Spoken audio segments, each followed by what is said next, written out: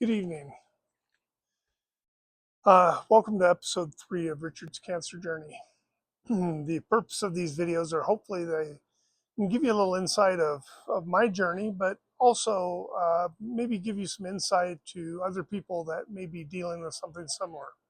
Hopefully this is helpful, and this is episode 3. So last episode, to recap just briefly, the we'd gone through my 8 rounds of initial chemo, and along those lines, I had pretty mild side effects, or almost to some degree, I felt almost zero side effects. Um, very little nausea, very little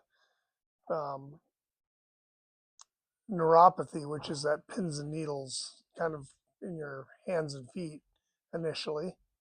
And then also, didn't have any hair loss. I mean, I don't have much hair to lose anyway, but uh, but this type of chemo doesn't generally contribute to that. So what I did suffer from um, was I'd stay up for in the middle of the night for hours and hours after my chemo, and that was primarily due to the steroids that they gave me both during chemo and then they gave me afterwards, and that was to reduce nausea.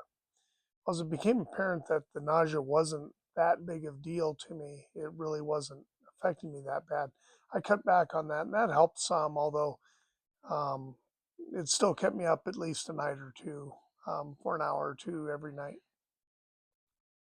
The other thing that was actually was fatigue. I'd feel pretty worn out for several days.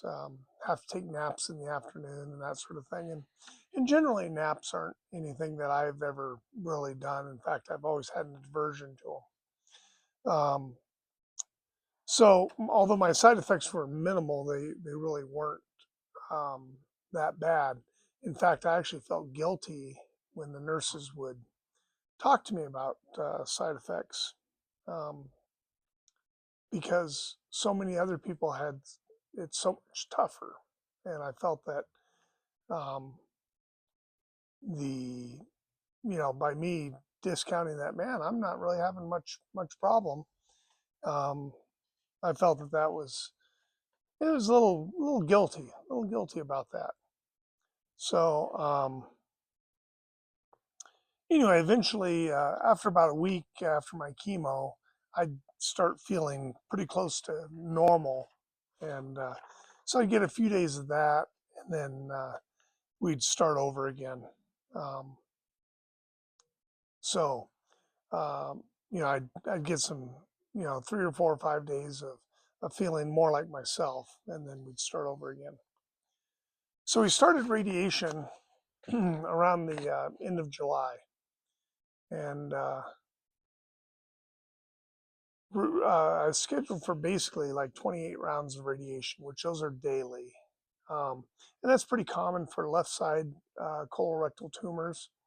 Um, what they ended up doing after I met with them is they made a mold of my waist, and that mold would lock in place, and then I'd lay down on the table and they'd go through the process. Process is fairly quick, to be honest with you. About 5 minutes was the actual process. So my appointments were, 15 minutes apiece. My side effects to radiation were uh, were pretty minimal for 3 of the 4 weeks. And then the last week I started getting a little bit of a tan, if you will, maybe a little itching and stuff, kind of like a mild sunburn around the area. And some people, when they're going through radiation for cancer, they'll have to get tattoos.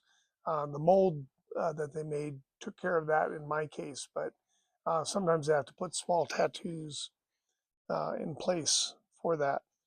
So over the next month or so, actually a little bit longer because we had some both equipment breakdowns, and then I was sick for some time, and I had some UTIs and ER visit I think was mixed in there.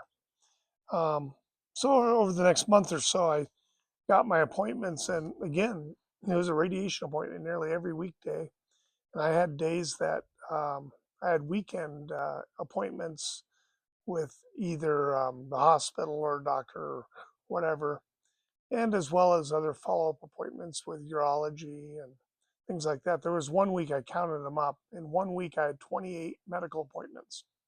So it was pretty hectic time.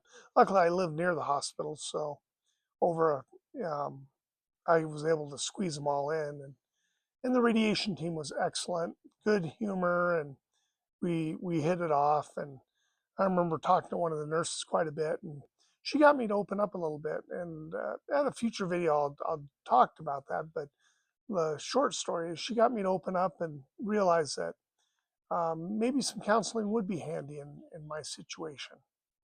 Um, sometimes we all need some confidential counseling that we can just talk about our journey. But so anyway, um, I really appreciated her talking to me, and then eventually getting me to realize that maybe maybe that you know wasn't the worst thing at all to offer counseling. Um, During that radiation, and it wasn't the radiation, it was just time, I did started getting more neuropathy in my hands and feet. So to the point where currently, and it's been pretty much the same since that time of call it July, August of maybe even a little bit into September of 25. Since then, my hands have been my hands have been numb, basically pins and needles, to the point that I've taken to wearing uh, these little knit gloves, and wore these knit gloves most of the day, and even at night. And I found sleeping during sleep, wearing I call them fluffy socks, but I think I found them on Amazon. They're cloud socks or something, and they help my toes because the fabric rubbing against my toes would cause irritation and keep me up. So those things like the gloves and the cloud socks and stuff have helped me out, and I don't think about my neuropathy too much anymore. I can still button my shirts and things like that, but it's there, especially in colder weather.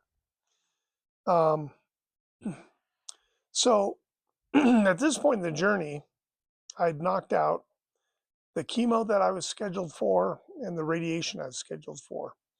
And now all I had to wait really was for restaging, which they wanted a little bit of time for everything to take full effect. And then figure out when my surgery would be. That was the goal. And so the next episode will cover fall of 25 and my situation there. And we'll see. I'll